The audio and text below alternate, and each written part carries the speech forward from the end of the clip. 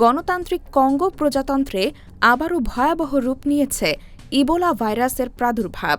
দেশটির সর্বশেষ সরকারি তথ্য অনুযায়ী ইবোলায় মৃতের সংখ্যা ৬০০ ছাড়িয়েছে, আর আক্রান্তের সংখ্যা বেড়ে দাঁড়িয়েছে ১,৭৫৯ জনে।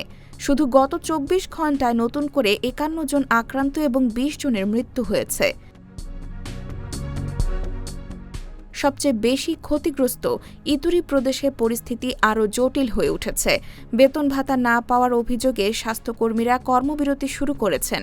তাদের দাবি, প্রাদুর্ভাব ঘোষণার পর থেকে নিয়মিত পারিশ্রমিক, অতিরিক্ত ভাতা এবং পর্যাপ্ত সুরক্ষা সরঞ্জাম ছাড়াই কাজ করতে হচ্ছে। এদিকে কিসাঙ্গানিতে আরও ২ জনের মধ্যে ইবোলার উপসর্গ পাওয়া গেছে।